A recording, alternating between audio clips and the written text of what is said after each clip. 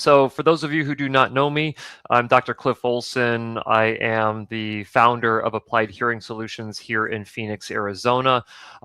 Many of you may know me as Dr. Cliff AUD from my YouTube channel that I think we have around 425,000 subscribers worldwide with millions of video views every single month, which is exciting. It's been a very fun 8 years of educating everyone around the world about hearing loss and treatment options. With that being said, I actually have my background is in the United States Marine Corps, which is where they found a hearing loss in my right ear, which made me aware of what audiology was.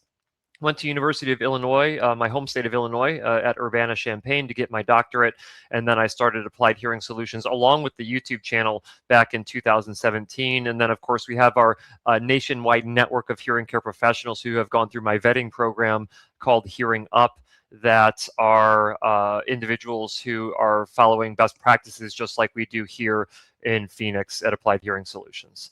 With that being said, let's go ahead and get things kicked off. So, of course, everything I'm going to be talking about today is about the new Oticon Zeal hearing aid. There's got to be like 50 questions already in the comment section. Maybe not 50, that's an exaggeration. Probably about 15 to 20 in the comment section there as well. But I'll try to get to as many of those as I possibly can. I might even cut a few sections of this webinar short if there's enough questions that I need to just jump right in and answer. So let's just get right to it. Before I kick things off there, just to let you guys know, the webinar next month in March of 2026 is on a Thursday. It's at 2 p.m. Arizona time, but I'm going to be talking about hearing loss and cognition. There's been new research that has come out here fairly recently. I was asked to give an interview on our local news station out here in Phoenix about that new research. So that's pretty exciting. I'll cover that and everything that's new regarding hearing loss, cognition, and dementia. In terms of early access to this hearing aid, Oticon got a hold of me well before they actually announced this hearing aid to the rest of the world. There's a couple of us audiologists in the United States, and I believe even internationally, that got a sneak preview of this. But I had actually had the opportunity to learn about the Oticon Zeal back in September, and that's the look of the hearing aids right there. But that is not exactly what they look like. That is more of what they look like from a contextual standpoint. It is essentially a completely in the canal hearing aid that Oticon calls their NXT line of devices. Now, on September 11th, when I had the webinar with Virginia Ramachandran and some of the other team members over there at Oticon, they were telling me all about this hearing aid, about how it's really discreet, that's darn near invisible, uses artificial intelligence sound processing just like their Intent hearing aid does. It has really good connectivity, allowing you to stream audio from your phone and even having Auracast compatibility, which I'll explain a little bit more later in this webinar. It's rechargeable at such a small size with a pretty sizable rechargeable battery, which means you get a lot of battery life out of it, and it can be fit same day like a receiver and canal hearing aid can. And in case you guys are unaware, receiver and canal hearing aids are some of the more popular hearing aids out there because of their versatility and performance. And I was thinking at the time, yeah, right. I've heard this before. There are other manufacturers who have come out with what I would call similar goals with their technology to make it invisible and a high-performing device, and a lot of those have just fallen flat. Not very impressed with the other technologies that were claiming to do that. Some better than others, but grand scheme of things, not fantastic. So I decided, well, let's just go ahead and fly all the way out to Copenhagen, Denmark, so they can show me in person, and so I could personally start evaluating the performance of the device. And so you guys may have seen my vlog where I traveled out to Oticon to get that sneak peek at the Oticon Zeal hearing aid. In fact, you guys can check out that if you like to as well. I do have a link to that over in the comment section. If you guys want to click on that and save it and watch it later, you are more than welcome to. Okay. In terms of the what it was like out there, I mean, honestly, it was a very well hosted sequence of events. I was extremely tired the entire time because we literally got off the plane, slept that night as much as we could, and then we had 2 action-packed days of learning all about how Oticon went into all the research and development and ultimately testing out the performance of these hearing aids on the trip, which was extremely fun. So what is the Zeal really? Well, like I said earlier, it is a completely in the canal hearing aid that they call their NXT line. So it's a completely new line of devices. You could argue that companies like Signia had a device similar to this, but at the same time, that device lacked a bunch of the features that this device does have. You can kind of think of this hearing aid as very similar in terms of features as what you would get inside of a receiver and canal hearing aid. Now, the CIC nomenclature, which stands for completely in the canal, this is not an IIC hearing aid, which would be invisible in canal, which would fit even smaller than what this one does. There is a picture there off to the side that you guys can see. That is about how visible it is inside of the ear. Now, as you can tell, it doesn't completely vanish inside the ear canal. It does protrude from the ear canal a little bit, but given that when you look inside someone's ear canal, it looks like a black hole, this is not something that stands out unless someone were actively trying to see it inside of your ear, okay? As far as the features go of this particular hearing aid, so they talk about it being intelligent. So that's the second generation deep neural network that they're using for sound processing. You have the rechargeable aspect of it and getting all day battery life. You have the connectivity aspect of it, meaning that it's very compatible with a variety of different Bluetooth devices for streaming from a smart device, things like that, using the Oticon companion app, as well as being able to tap into Auracast. And then, of course, it's ready same day or not ready same day. What I mean by ready same day is that you can fit it with a rubber dome inside of your ear canal if acoustically that's appropriate. That will make more sense the further I get into this vlog. And then at the same time, you can do a custom ear mold on the tip of this hearing aid to get more ideal acoustics depending on your level and configuration of hearing loss. And then you have all of that wrapped inside of a hearing aid that is unseen, meaning that they're able to make it small enough and keep all of the same features, but in a device that goes completely inside of your ear canal, nothing that has to be external behind your ear. Let's talk about the deep neural network here. So Oticon was the first major hearing aid manufacturer, in fact, first hearing aid manufacturer, period, to my knowledge, that released a deep neural network for sound processing using artificial intelligence. Think of a deep neural network as an artificial human brain that sound engineers have created, and then they feed millions of different sound samples into that deep neural network, and then the deep neural network determines what the differences are between speech and noise and music and a variety of other different sounds. And then it accentuates the speech and drops out the noise. It does this better than what a human engineer can do based on testing that has been done, not just for Oticon, but a variety of different hearing aid manufacturers. The weird thing is that no one really knows what characteristics the hearing aid's deep neural network is looking at to make this distinction.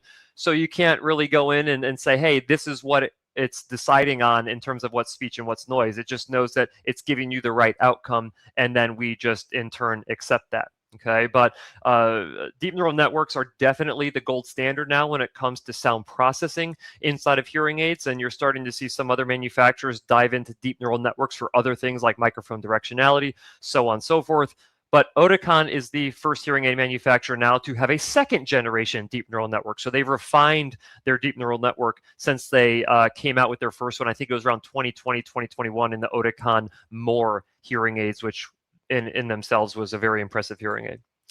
From a rechargeable standpoint here, you can see how they fit inside the charger case there. You do get 20 hours of battery life on a single charge, and every 15 minutes that they're in the charger gives you an extra 4 hours of battery life. Now, this number will decrease a little bit. The total amount of battery life that you get will decrease a bit depending on if you're streaming and things like that. But generally speaking, most individuals are going to be able to go all day with these hearing aids. The charger case itself also does have an internal power bank, so you can unplug this charger and take it with you and then charge your hearing aids quickly on the go if you feel the need to, or if you have the need to. Like I mentioned earlier, the ability to either instant fit it with a dome or custom fit it with an ear mold. They can use the either hard acrylic ear molds or the silicone ear molds. I tend to be more of a fan of the silicone ear molds, not necessarily from a comfort perspective, because both of them are comfortable, but because it gets the tip of the receiver or speaker deeper into your ear canal, which typically controls acoustics a lot better. So if you're not going to be using a dome and you are going to be going with a custom ear mold, and I'll show you a couple of examples of why you might want to do that later in the webinar as well, then going custom with a silicone tip makes a lot of sense. In terms of wireless streaming, like I mentioned, so it has the new form of Bluetooth LE audio. This is the newest form that came out, started hitting consumer electronics around 2024. This was largely driven by the hearing aid industry. So I started fitting hearing aids that use Bluetooth low energy back in, I think, 2013. Oticon was pretty early on in the incorporating Bluetooth inside of their hearing aids, making their hearing aids made for iPhone hearing aids. Maybe a couple years after the Bluetooth compatibility craze started happening, but now they have upgraded to also be able to use the newest form of Bluetooth, Bluetooth LE audio, which is the newest form. And you get better sound quality, better battery life, and it also allows you to enable a feature called Auracast. So I have other videos on my YouTube channel talking about Auracast. This is essentially going to end up replacing the telecoil inside of public venues. I'm making a big push here in the greater Phoenix area to donate commercial grade Auracast transmitters to larger public venues out here if they can't afford to install them or purchase them themselves. But that is going to allow you to receive broadcast audio from a public venue directly into your Oticon Zeal hearing aids and any other hearing aid that has Auracast capabilities, or any other earbud or headphones that are not even hearing aids that have that capability as well. And whether you have an iPhone or Android phone, that does not matter for the use case when it comes to using Auracast with the Oticon Zeal or Oticon Intent, the other hearing aid in Oticon's lineup here. Auracast in and of itself, I kind of alluded to this already. Should have put the graphic up when I mentioned this, but as you can see here, it kind of does the same functionality of a telecoil, or rather a hearing loop that would communicate audio to a telecoil inside of a pair of hearing aids. But instead of it just being for hearing aids and cochlear implants, it is for any consumer electronic, which is why I believe that the adoption of Auracast will become a lot quicker than what we saw with hearing loops. I've already installed an Auracast transmitter here inside of the clinic, so people can, so our patients can access that broadcast to see what it's like. And I will say that the audio quality and range and stability of Auracast is much better than what we have with our hearing loop system that we have here inside of the clinic. So that's really exciting technology coming out that you have compatibility with these hearing aids. The wireless app controls are great as well. I mean, it's the same app. Nothing has really changed there, but with the update of the compatibility with Auracast, there was an update on the companion app, but that was already completed by the time the Zeal hearing aids came out. And so now you get that direct wireless connectivity with an Android phone, with an iPhone, to stream audio not only directly into your ears, but to have remote control adjustments done on your hearing aids yourself, or you can have a remote care session with your hearing care professional. You can activate Auracast inside of the app, and there are a variety of different Auracast signals out there in terms of the frequency that they're transmitting, and the app takes control over that and will downsample the signal to make virtually any other wireless device compatible with your Zeal hearing aids, which is a really, really nice feature, okay? Because not all TVs would agree on the same frequency of that. I'm getting into the weeds here. If you guys want to learn more about that, I do have other videos explaining Auracast more in detail. All right, so you guys are familiar, hopefully, with the Jurassic Park movie. I think this came out when I was like 10 years old, but nevertheless, this stuck with me incredibly well. The scene where they're talking about how they actually got the dinosaur DNA, where they had a mosquito that was encapsulated by amber, and they were able to basically drill down to that mosquito that was preserved perfectly inside of that amber for millions of years, that had some dinosaur blood inside of it still, and they were able to extract that blood and then create dinosaurs, right? So that whole concept there is that, when you have something encapsulated completely, it preserves it really, really well. And so that is how they were actually able to make their hearing aids so small with all of these different features inside of them. So on the right-hand side of the screen here, you can see kind of how they have like all the internal components that are inside of it, kind of like you're looking through the shell there. On the left-hand side, you can see that it is completely encapsulated by that outer shell. But what they do is they basically build all the internal components and then they pour the outer shell around it, just like they're encapsulating a mosquito and preserving it, which dramatically improves its durability. I've put these things through the ringer at this point because I think I've had them in my hand since October, playing with them and trying to destroy them. And so far, so good. They've been extremely durable. The wire or retention filament or removal string that you see coming off of the back of that hearing aid right here, that right there is a wireless antenna. It is a removal string and it is a retention filament. It's three things inside of one. But that essentially wraps into the bottom of your concha bowl. You want it to make contact with your skin because that gives it better transmission, wireless transmission with your phone and with an Auracast signal that you have inside of your environment. So pretty ingenious way to develop a hearing aid to make it as small as possible. There's no wasted space inside of it, and they really thought of how they could most efficiently get all of this stuff inside of such a small hearing aid. Because when we think about it, this hearing aid is much more from a functionality standpoint like a receiver and canal hearing aid with all its features and customizations, rather than a typical CIC hearing aid that the only thing they really give you sometimes maybe is rechargeability and a small device. Other than that, it's pretty void of any specific features. So who is the Zeal actually made for? Well, it's made for anyone who's trying to get the performance of a receiver and canal, like I mentioned earlier, in a completely in the canal style hearing aid, okay? So how do we actually determine candidacy then to see who this hearing aid actually works for? Well, first thing we look for is the fitting range. So you have to keep in mind that this particular hearing aid, from a maximum amplification standpoint, is going to work for individuals whose hearing loss thresholds are 75 decibels or better, meaning higher on the graph than 75 decibels. You can see the kind of the solid lines here inside of that range. That would indicate for individuals who want to use a bass dome with a double vent. You could also, of course, use a bass dome with a single vent, maybe get a little bit more based on my testing. I'll explain that later. And then if you want to get the full 75 decibels of amplification capability here for those 75 decibel thresholds, then you would need to go with the micro molds, those custom molds that you would attach to the end. The reason why is because when you're pushing a bunch of sound into the ear canal, some of that sound can leak out of your ears if you're using a rubber dome. What does that force you to do? Well, it forces you to lower the amplification levels. Otherwise, you might experience feedback or whistling coming from the hearing aids themselves. So in order to prevent that leakage and get the most amount of amplification possible, you essentially want to close off your ear canal a little bit more. All right, and the only way to really do that well is with a custom ear mold to do that.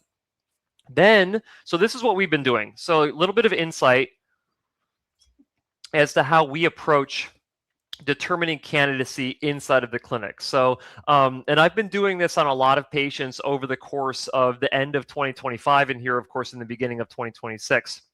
We will actually put the devices inside of a patient's ear canal after we've done their hearing testing and reviewed their testing with them. If they are interested in the Zeal or whatnot, then we would actually put them in their ears, hook it up to the programming, and run a feedback measure. What a feedback measure does is it puts internally generated sound inside of their ears. It sounds like a static or a buzzing sound, and it's measuring how much of that sound leaks out of the ear canals using whatever type of rubber dome that you have on the tip of the hearing aid. What it does is it creates these shaded blue and shaded pink regions here. And the more shading that you see, the more leakage of sound that there is using that rubber dome, meaning that it limits the amount of amplification that you can get out of that hearing aid before expecting to get feedback or whistling from the hearing aid. So just looking at the screen that we have right here on the right-hand side of the screen in blue, which is the left hearing aid, you can see that there's a lot more blue shading than what there is in pink shading on the left-hand side for the right ear. And so what you would look at when we're determining candidacy is, do we have enough room to even amplify for this patient's hearing loss? If you're starting to see where that blue region is encroaching upon those blue lines, or the red is encroaching upon the red lines, or the pink is encroaching upon the red lines, then that would indicate that maybe this person is not a good candidate. However, if we can see that we have enough room to amplify more before reaching those risk ranges, then they might be a good candidate. So that's kind of what we used as our candidacy criteria, is how does the feedback measure look? Now, keep in mind, you also can get a better feedback measure if you use a custom ear mold. So depending on the motivation level of the patient to use this particular hearing aid, we might say, well, with a rubber dome, you're not going to be a good candidate, but we can order you custom ear molds to see if that would make you a better candidate for these devices and go through a fitting sequence with those hearing aids. And so that's been our initial candidacy criteria. You can see here that if this was the option, I just changed the screen here, but if this was what we got in terms of a feedback measure from a patient in the clinic, I would say, oh my gosh, absolutely. You're going to be a good candidate for the Zeals. You're not having very much leakage at all using a rubber dome, or maybe we decided to go custom ear mold instead, and this is the measure that we got. That allows us to provide a lot more amplification before the risk of feedback, which is fantastic. All right, the other thing that we use to determine candidacy, of course, is real ear measurement. So real ear measurement is the only way that we can verify that we are providing enough amplification for a patient to meet their hearing loss prescription. So essentially, are we replacing enough sounds to make the patient hear better again? That's about as simple as I can possibly explain it. This procedure requires that a loudspeaker is placed in front of you that will play a calibrated sound to your ears, and then we actually have probe microphone tubes that are inside of your ear canals that measure the amount of amplification you're getting from your hearing aids. And then we essentially look at that on a screen here and review it, and to determine, are the solid lines overlapping with the hash mark lines? The solid lines indicate the amplification of the hearing aids measured inside of your ears, and the hash mark lines indicate the prescription. So ideally, we want those to overlap or be within plus or minus usually 3 decibels of that. Now, you can veer off of that after you establish that you're able to hit it. You can increase or decrease based on perception, but by and large, that's the goal of real ear measurement. So if we ended up having a patient come in and this was their feedback thresholds, the risk range of their feedback, then we know that we don't have a whole lot of room to create additional amplification before we risk feedback. So then when we run real ear measurement, we initially get what we call the first fit measure. So this is the estimate that Oticon creates based on the audiogram that we entered for this patient inside of the programming software.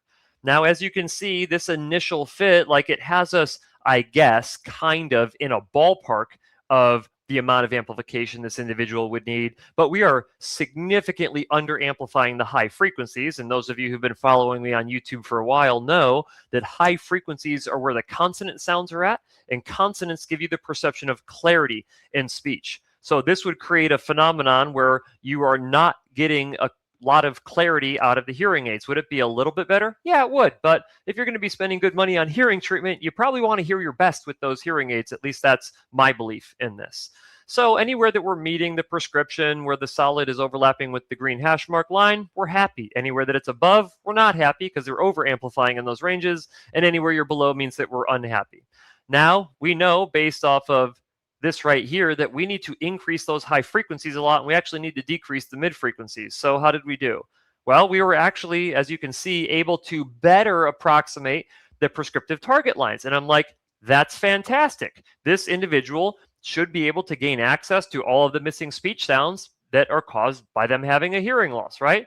Well, maybe. We also had to encroach upon those feedback ranges, which potentially is going to negate some of the benefit, because this individual might be fighting off feedback. They might be hearing some artifact with their hearing aids that are trying to fight off the feedback. And so you may or may not have a good result with the hearing aids if this is what you had to do. Now, I want to be clear here. It is okay to sometimes encroach upon the shaded blue and shaded pink regions here, where it lights up dark blue and dark red. That's okay.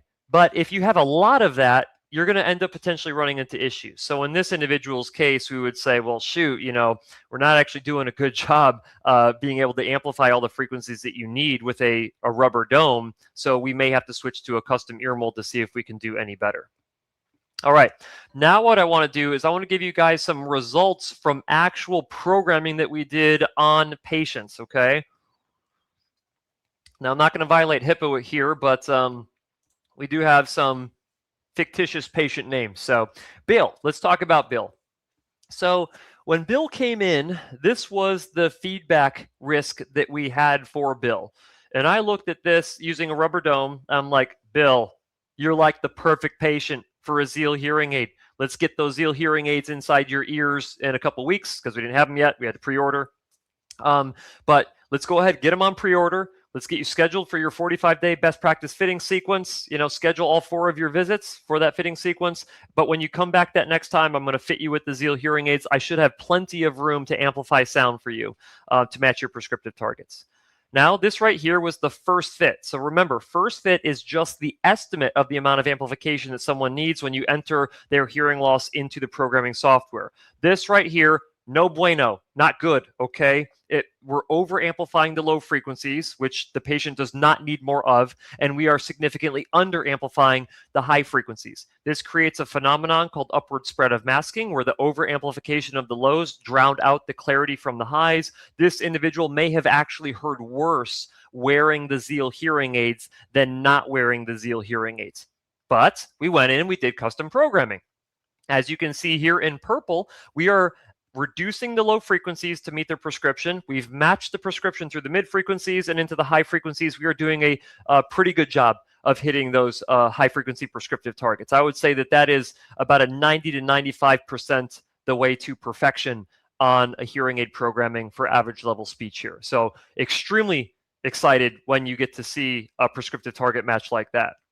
To add a little bit more nuance to this, anytime that we're programming a pair of hearing aids, we also need to program the compression of the hearing aids, which means that we're amplifying the loud level sounds and soft level sounds to be within the comfortable audible range of every patient, meaning that you're not giving too much loud amplification, but you're not giving too little soft amplification. So when you think about it, when you are talking to someone who's a louder talker, you don't typically need to add too much amplification onto their voice. They're already talking loud, okay? So you need to provide less amplification for loud talkers, but you need to provide significantly more amplification for soft talkers to make sure that everything's in that audible window. And so the red is for loud and the turquoise is for soft. And you can see that even for loud and soft, we were able to do a pretty good job of matching prescriptive targets. I will say that we were a little bit over amplified in the lows. I couldn't get those to drop down anymore. But by and large, we're hitting those high frequency prescriptive targets, which is incredibly important if you want to hear soft talkers, hear average talkers, and understand loud talkers in noisy environments. Okay, so could not have been happier. This individual is going to be successful with the Oticon Zeal hearing aids. All right, this right here, though, is, I believe, let me see if I got this right. So this right here, sorry, bear with me here. Oh, yes. So this right here is what we had to do to match his prescriptive targets. We had to actually go a little bit into his feedback risk range using the Zeal hearing aids, okay? That is an acceptable amount in my book. I don't believe that someone would get a significant amount of artifact or feedback if we were to allow the amplification to put them into that feedback risk range, okay? So again, could not be happier with that fitting. Actually, I could be. If I saw no feedback risk, I would be happier in that case. All right, so let's switch over to John with his Zeal CIC. So the thing with John here is that John is an Oticon Intent hearing aid user who's like, hey, if I can get this device off of the back of my ear and just have it completely inside my ear, I would like to try that. So John came in, wanted to try out the Zeal. So as you can see here, the amount of feedback range that we had on him was not bad. But in order to hit his prescriptive targets, we had to encroach, especially on the left ear, into that feedback range a decent amount through those mid and upper frequencies there. But this is the match that we got. I would say that's pretty good. Low frequencies are hitting target really nicely. Mid frequencies are hitting target. We do slump down a little bit in the high frequencies, which I'm not super happy about. But generally speaking, if you survey 9 out of 10 audiologists, or if you survey 10 audiologists, 9 out of 10 of them would say that is a completely acceptable hearing aid fitting when you're verifying it with real ear measurement. Okay, but let's see how he did with the Zeals compared to his intent hearing aids.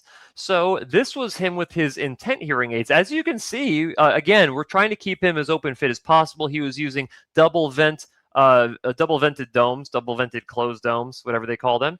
But we were exceeding into the feedback range there, even with the intents a little bit. Okay, but that's our prescriptive target match with the intents. Now, you guys are probably wanting to see a side-by-side comparison. At least if you're being analytical about this, you would hopefully want to see a side-by-side. So I gave you a side-by-side here. So when you look at it, the intent in purple versus the Zeal in pink, you can see that we were able to get a little bit more amplification in the intent hearing aids than what we were with the Zeal hearing aids. But that is pretty darn close. I mean, if you were going to go and just compare the two, I would say that that's almost splitting hairs between the two hearing aids. However, if you guys want to know what John's feedback was on this, his reporting back about his performance, he felt like the intent performed about 20% better than the Zeal. Now, I made a follow-up adjustment. This was just last week that I saw him. I made a follow-up adjustment on the Zeal, and he's like, ooh, that's starting to sound a lot better. So we'll see if me doing some increases in the mid-frequency ranges actually helps him feel like he's on par with the intents. This is all part of the process of figuring out what the capabilities of different hearing aids are for different people, okay? Now I want to take you through, take you through Ashley's fit here.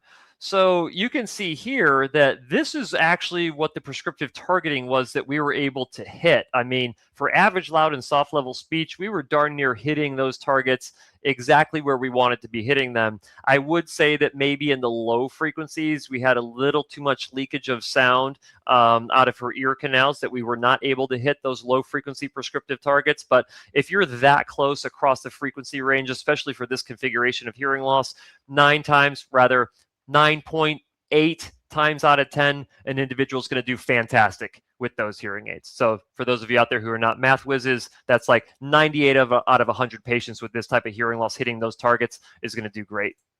All right, and this is what we had to do to achieve that inside of the programming software, and this was with vented domes. So we didn't even have to go custom ear mold on this individual.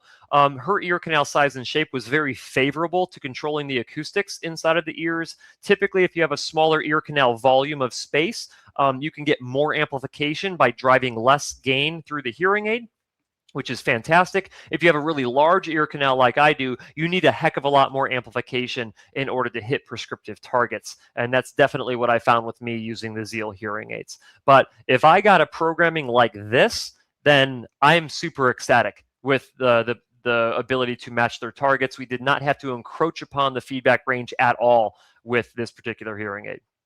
All right, so now, how do you actually answer if the Zeal is right for you? Well, of course, it depends. Okay, so what are your hearing loss thresholds? If you are outside of the fitting range, well, that doesn't necessarily mean that you would not be a good candidate. Let's say that you have 8,000 hertz. Is it like 85 decibels? And you know that the max limitation of this hearing aid, capability of this hearing aid rather, is 75 decibels. Well, you're technically not a candidate at that point when you look at thresholds. However, if all of the other thresholds of your hearing are within the actual range of the hearing aid, then absolutely you should be testing out the Oticon Zeal hearing aids, okay? On top of that, if you have a smaller ear canal like Ashley did, she could probably push the limits even more. She could probably have even more significant of a hearing loss beyond 75 decibels and still be able to hit her prescriptive targets. Will it be tough? Yeah, it'd be tough. Would she have to use a custom ear tip? Probably, but at the end of the day, you shouldn't completely eliminate yourself from candidacy if you are not within the threshold range. Number two, I guess I'm getting ahead of myself here, is ear canal size and shape. This has a lot to do with candidacy. I mean, even just placing it inside of your ear canal at your initial consultation visit with your audiologist or hearing instrument specialist will be able to help you identify, could I comfortably wear this? Does it feel good? Does it look good? Is it doing what I want it to do from a physical standpoint? That could potentially make you be more of a candidate or less of a candidate, depending on how it fits. And then, of course, you have the size of the ear canal, which will control the sound too, like I just previously mentioned. Priority features. Are you someone who's like, I really don't care about wireless connectivity. I don't care about rechargeability. I don't care about a deep neural network running in these hearing aids. Well, if you're not a huge fan of those features, then it's like, should you go this route? I mean, it doesn't hurt to have those features in case you decide you want them in the future. But, are you someone who always wants to have the hearing aid completely inside your ear canal instead of behind your ear because you have to wear a hat at work, or glasses interferes or something like that with receiver and canal or BTE hearing aids? Well, in that particular case, you might want to go the direction of using a completely in the canal. I have a patient who has a pair of Zeal hearing aids as a secondary set of devices because she likes to go skiing in the snow and she can't wear her ski helmet using her Oticon behind the ear hearing aids. So she wants the Zeals to put inside of her ear canals, and she's happy as a lark. My wife Ashley would love me saying happy as a lark because she says that all the time, I feel. But nevertheless, I don't even know what a lark is. Feedback management. If you're someone who has a lot of risk of feedback, then it might preclude you from being able to use the Oticon Zeal hearing aid. The only other option you can have is to close off the ear canal more or reduce the amplification levels to prevent feedback. And as you guys know, if you lower the amplification levels, you're not going to get as much benefit from wearing the hearing aid if you're too far below your prescriptive targets. Are you able to hit your prescriptive targets? If the answer to that is no, then you are going to limit your performance with a particular hearing aid, okay? That should be one of the highest criteria that your hearing care professional is using as a gauge to determine, are you going to do well with this hearing aid or are you not? And that's true for not just the Zeal, but literally any other hearing aid on the planet. You hitting your prescriptive target match will determine your level of performance that you will likely have in quiet and in background noise. Okay. Oh, sorry about that. Didn't mean to do that one yet. All right. The next one here, perceived performance. So here's the thing. Let's say that you do the prescriptive target matching or attempting to match and you're not hitting your targets. Well, if you take the hearing devices home and you're like, holy crap, I can hear really, really well with these hearing aids. Well, that might be a justification to actually continue to use those hearing aids even if you're not hitting your prescriptive targets. Doesn't mean that you should forego trying to hit your prescriptive targets, but if you feel like you're still doing well, then by all means, you would be considered a decent candidate for these. And then you have comparative performance. So what I mean by comparative performance is a lot of people are trying to compare whether or not they do as well with the Zeal hearing aids as they do with another pair of hearing aids out there. I will say that some individuals may feel like they get the exact same performance as they do with the receiver and canal hearing aid. And if that's the case, then great, that's awesome news. However, if your performance is not quite as good as what you would get with like a Oticon Intent receiver in the ear hearing aid, in that particular case, it may not make sense to actually use the Zeal. You might want to stick with the receiver and canal, okay? Now, if you are not a good candidate, of course, you can go with a hearing aid like the Oticon Intent. Now, I'm not trying to pitch Oticon here, but since I'm talking about one of their products, I should probably talk about the other product that is almost identical in every way in terms of features and capabilities, but performance will probably be different with the Intent, meaning I don't think, realistically, that anybody would get better performance using the Oticon Zeal compared to the Intent. I think that you might get the exact same level of performance or slightly worse with the Zeal. That's just based off of my initial testing of these devices on a bunch of ears at this point, okay? But if you're going into like, hey, I'm dead set, I want the Zeals, and you use the Zeals and you're like, I feel like I'm missing something here. If you switch over to the Intents, I would virtually bet anything that you would, your performance, whatever you felt like you were missing, you would get back if you switched to the Intent, okay? And that's not my hand. I can see that pink thumbnail polish. I don't use pink thumbnail polish. I don't use any nail polish, nevertheless. I might, though, because I split my nail the other day. Getting too far off track. I want to make sure I have enough time to answer your guys' questions. So where can you go to get the Zeal? Well, they only released the Zeal in select clinics initially, so you might be restricted to some degree with who has them and who doesn't. And then there are some clinics that just don't work a whole lot with Oticon hearing aids. And one of the worst things that you could do is go to a clinic that is not familiar with working with Oticon, but they're like, well, I can get the Zeal for you, and then they don't know how to optimize the performance of it, and they don't know the limitations of the devices. So what you want to do is you want to go to a place that knows what they're doing. Of course, I'm going to plug my clinic here because we've been working with the Zeal longer than pretty much anyone here in the United States. So at this point, we know what we're doing with the Zeal. But outside of you guys living in the greater Phoenix area, going to my website, hearingup.com, and finding a Hearing Up Network member in your area is your best bet to find a hearing care professional who's going to follow comprehensive audiologic best practices like we do out here in Phoenix. And that includes that critical measure called real ear measurement content on your hearing aids to make sure that you're able to maximize your performance, okay? Now, if you guys want to see my detailed review of the Oticon Zeal hearing aids, I do have, of course, I've got videos for everything, guys. I have a video of that on my YouTube channel. That is the link. You can click on that link over in the comment section. You can't click on it right here on the screen, so just be aware of that. Of course, you can always just go to my channel and run a search for Zeal. You'll see all the videos that I have on there. You can also check out my launch video. So they just launched the Zeal here in Phoenix a couple weeks back, like 2 weeks back.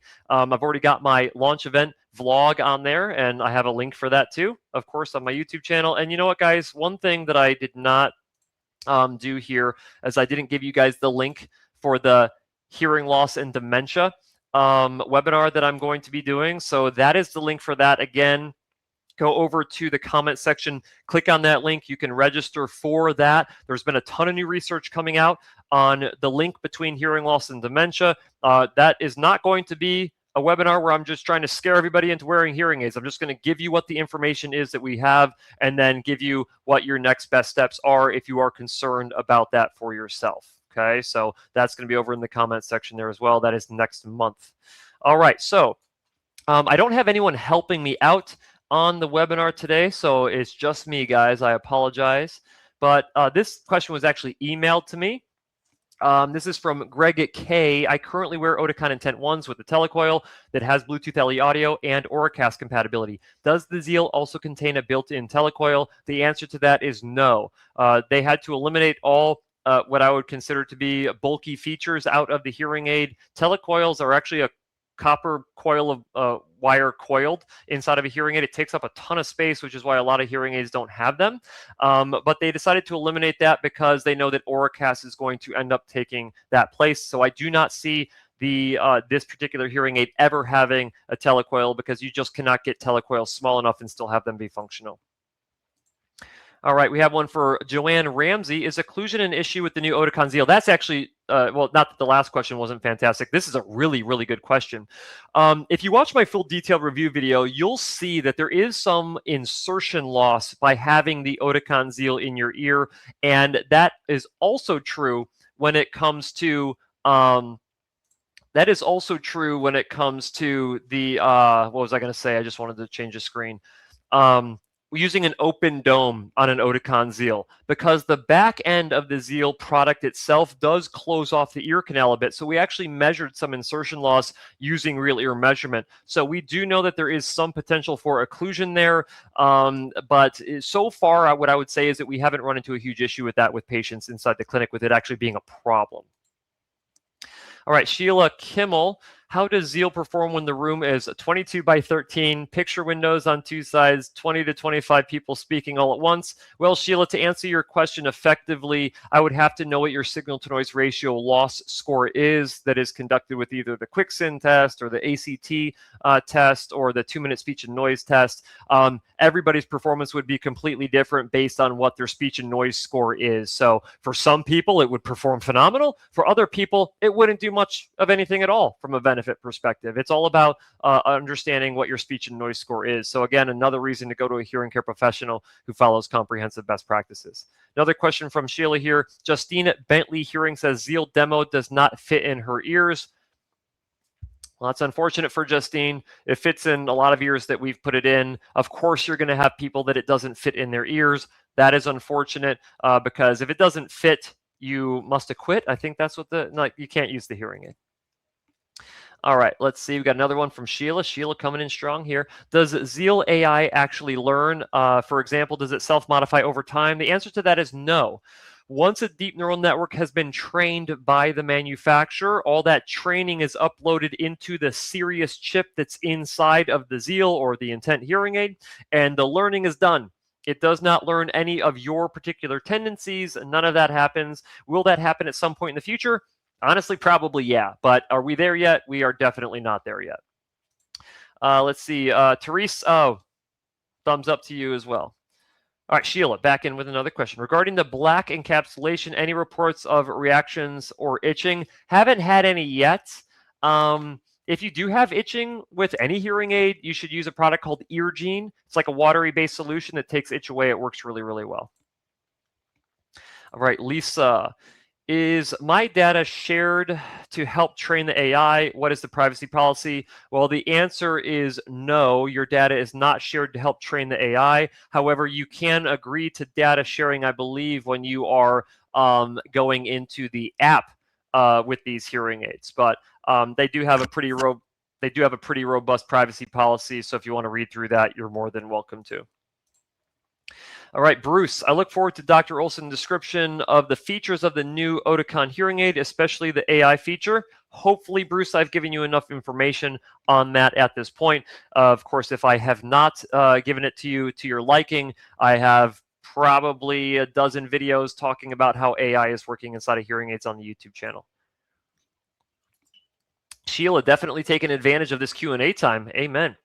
Wondering if the antenna detaches from the shell as it is already getting stressed by removal from the ear. That is the one component other than the wax trap in the dome that can be removed from the hearing aid and replaced. Anything else that malfunctions or wears out inside of the hearing aid would have to get sent back to the manufacturer and they would just replace it for you on the spot pretty much, as long as you're in warranty. All right. Kirsten Hope, is there a replay of this? Yes, it's all recorded, and everyone, I believe, within 30 minutes to an hour after I'm done with the webinar, get a recorded or a link to a recorded version of this webinar. Sheila, again, here we go. Does Zeal work with the Oticon Connect clip? Whew, that is a good question. I never thought to ask that question. I believe that it does. I'll tell you what, I will test it as soon as I get off of this webinar here, and I'll create a YouTube short here in the next couple days to answer that question. That's a really good question too. All right, GTH.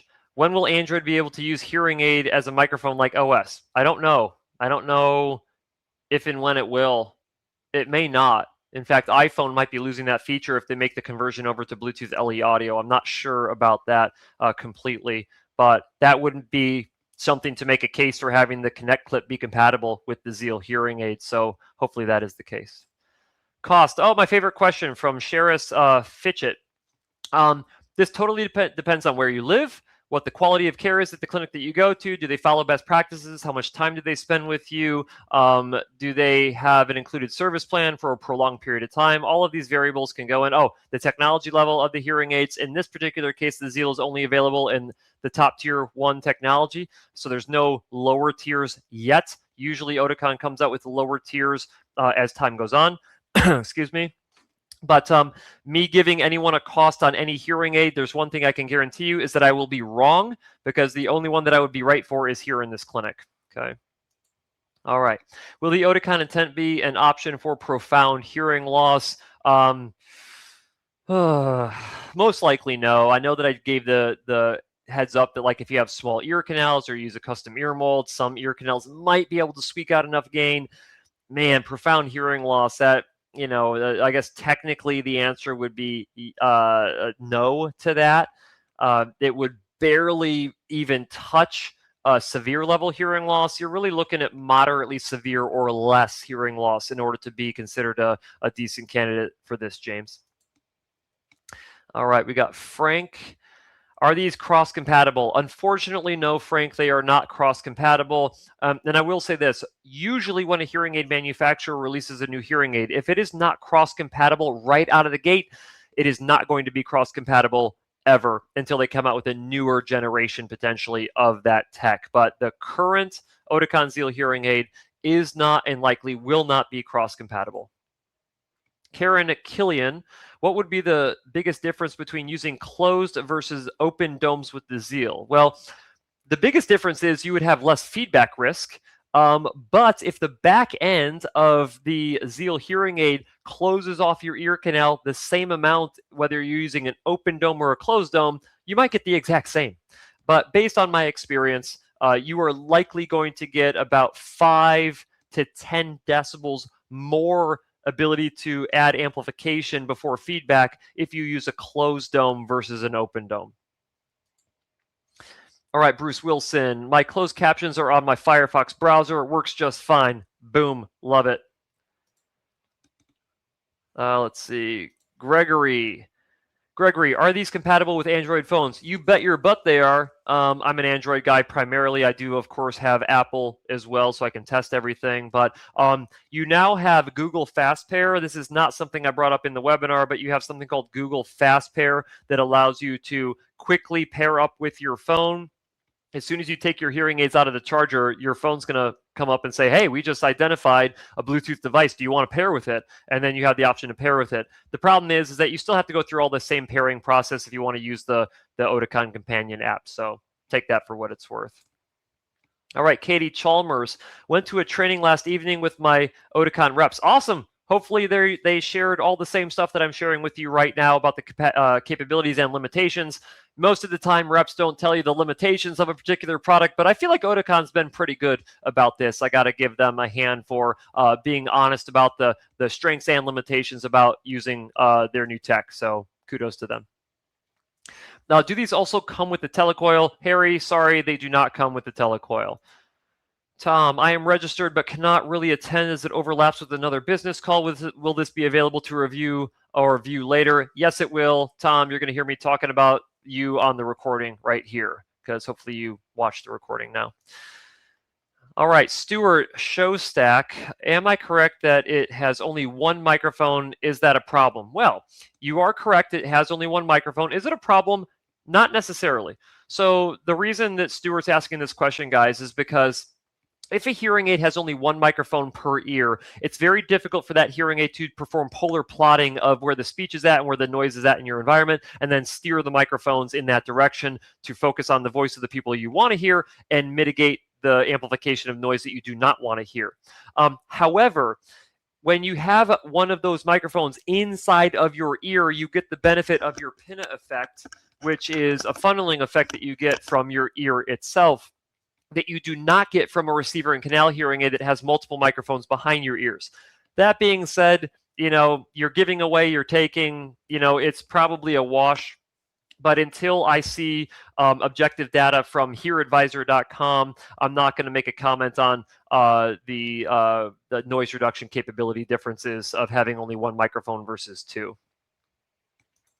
Lisa, I have very small ear canals. How big is this? Well, it's potentially too big for your ears. So I would recommend that when you go in to your hearing care professional and you say, hey, I would like to try the Zeal, first thing they should do is either take out a dummy device or a device they have on the shelf, put it in your ear, see if you can actually comfortably wear it. If the answer is no to that, then you're removing yourself from candidacy, basically.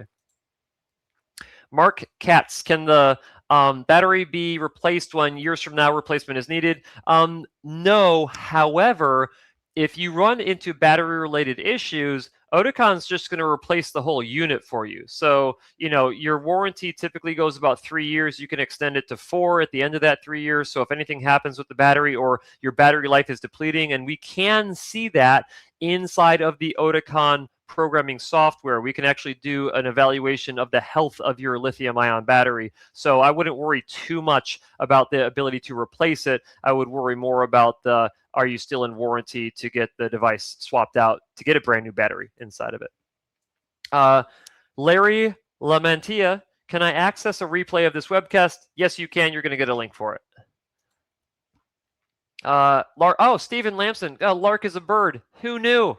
LOL, that's funny. Thanks, Stephen. Mark Katz, speech and noise efficacy. Well, here's what I would say. You're using the same deep neural network, Mark, as you are in the intent hearing aids. The intent hearing aids rated very, very well for speech and noise performance with third-party lab testing. And given that the Zeal uses the exact same deep neural network and sound processing chip that the intent uses, I would expect for it to be pretty good in background noise. I've had some reports already that performance has been good in background noise from some patients. So keep that in mind with this. Some people might even do better considering where the microphone's located. Some people might do worse if they did better with strong directional microphones. So that remains to be seen. Dale, I think the Lark's song must be sound happy. Sorry, gosh, Cliff. I think the Lark's song must sound happy. Yeah, maybe. Happy as Lark. That makes sense. Mark Lindsay, My hearing loss is in the lower frequencies. How does the Zeal rate versus what you think is the best for my situation? Voice in noisy environments or restaurants are my number one complaint with my current hearing aids. Just from an understanding acoustics, I would not really recommend the Zeal for a low frequency hearing loss. I imagine then you have a reverse slope hearing loss. Typically, you want to try to open fit a reverse slope hearing loss, provide less low frequency amplification than what you would typically have called for using an NAL2 prescription or NAL-NL3 prescription. And then amplify the mids and highs above what you would expect if you're trying to optimize performance there. But I don't know. Like you can always try it, but I know that the more that you occlude off your ear canal with a upward sloping hearing loss, a reverse slope hearing loss, typically you won't do well. Is the Zeal Bicross compatible? Unfortunately, no, but that would be awesome if it was. John Waller, are they water resistant? IP68 rating, you can technically dunk them in a bucket of water for 30 minutes, pull them out, and they'll be fine. You could probably even go longer than that, given the encapsulation aspect. You don't have to worry about creating shorts in the circuitry, things like that. Pressurized water, typically, based on my experience, ruptures the microphone physically, and you get like a sizzling bacon sound with that. So you just want to be careful with jet propulsion water. Oh boy, Jeff, sorry, I got to drink some water before this one. It's a long one. I have minimal loss up to very high frequencies where the drop-off is pretty steep. As a comparison, I failed to get good hearing from the Signia Pure Charge and Go, as the amplification it took to try and improve the high frequencies caused annoyingly loud other sounds. Walking in grass was very annoying. I didn't say huh any less than I did without them, so basically no benefit, right? You incorporated bad stuff without getting good stuff in return. That's a failed treatment. Is the technology in the Zeal any more likely to help me, or is the advantage simply in the location of the hearing aid? Honestly, when I'm working with individuals with steeply sloping high frequency hearing loss, I am going with an Oticon hearing aid in most cases, depending on other factors that are involved here. But I'm not going with the Zeal yet. I'm not fully convinced that we can hit high frequency prescriptive targets as well as an Oticon intent. But I would say that you could have been over amplified in certain frequency ranges. I would ask you, Jeff, if you're still watching, did your hearing care professional use real ear measurement to verify your prescriptive targets? Because oftentimes when I see this happen, you're being over amplified in certain frequency ranges that you do not need more of, and it creates a horrible experience like the one that you just reported. Alrighty, Dale. Zeal is only appropriate for mild to moderate loss, question mark. Moderately severe, you can technically get up into the moderately severe range. Actually, I think technically you can get up into the severe range, but that is pushing it. So you're like on the borderline of moderately severe to severe. But again, totally depends on a person's hearing loss and ear canal. Judy Freeman, can I answer calls? Heck yeah, you can. You can double tap your ear to answer calls. You can just answer calls right on your phone, have it stream directly into your Zeal hearing aids. Ashley, yes, the Oticon Zeal will work with the Oticon Connect clip. Thank you, Ashley. That's my wife right there, coming through in the clutch like she always does for me. Just confirm this with Oticon. Thanks. You're awesome, Ashley. Judy Freeman, can the Bluetooth connect with, to both my phone and tablet? Yes, it can. However, when you're doing that, you want to turn off the Bluetooth on the device that you are not using and turn the Bluetooth on the device that you are using, if that makes sense. It's not like a phone-ac hearing aid where you can pair with up to 8 different devices. You can have multiple connections at the same time. You're going to want to, you can be paired with multiple devices, but you can only have one active connection at any given time. Which AI hearing aid make is most suitable for profound hearing loss? Technically, they all are. It's just how you have them set up. So you're definitely going to want to go receiver and canal with this. There is a BTE hearing aid, the Resound BTE, the Resound Enzo IA BTE hearing aid. But pretty much you've got Phonak, you have Oticon, you have Resound, and you have Starkey that are running deep neural networks for for AI sound processing. But you're going to want to use either a superpower or ultra power receiver inside of an embedded ear mold or a BTE mold if you're using a BTE in order to drive enough amplification. So which one is most suitable? All of them can be suitable. But again, you need to make sure that the hearing care professional you're working with is familiar with that particular hearing aid and that they're following best practices. Otherwise, you are going to sacrifice a lot of performance with a particular hearing aid. All right, closing off here. Mark Lindsay, how does the venting work with custom domes? Is there any issue flying with these? No issue flying. I have flown with them already before.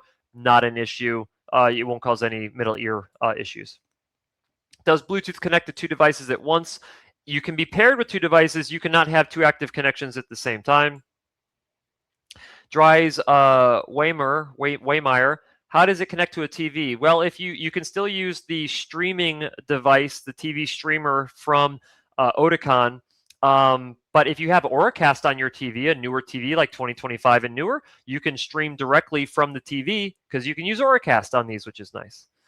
Russell, have your users seen real benefit of pinna effect versus the receiver and canal? Too early to tell if the reason why they're getting benefit there is because of the pinna effect or not. I don't have a good way to kind of weasel that out. We'll have to wait for research data on that. Can you get the Auracast HDMI for the back of a TV from Amazon? Yes, I believe you can. We got a commercial grade one in our office, but you can probably get a consumer grade one on Amazon. I haven't tested all those yet. Mark, what do you recommend is the best solution for low frequency hearing loss? Yes, reverse curve. Open fit and the best hearing care professional in the world, because you can literally take the same hearing aid, put it in the hands of 10 different providers, and they will all get you different performance based on their level of expertise working with that type of hearing loss. That is extremely true for reverse slope and cookie bite hearing losses.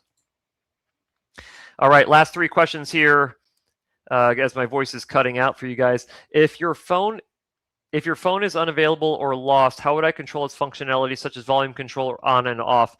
Well, you can't turn it on and off, but you can use double taps on your right ear to raise volume, double tap on your left ear to lower volume in both ears. You can answer phone calls that are coming in with a double tap.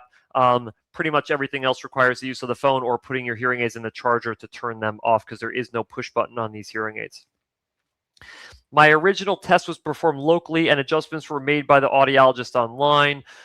Well, if they did real measurement on you at an initial fitting, then yes, doing remote adjustments online is appropriate.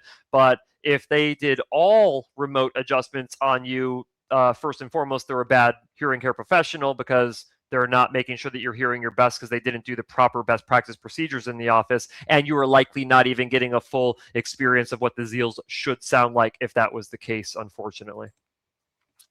Dale Howard, Zeal does not come with tinnitus masker. I had tinnitus serve trauma 12 years ago in one ear behind the ear.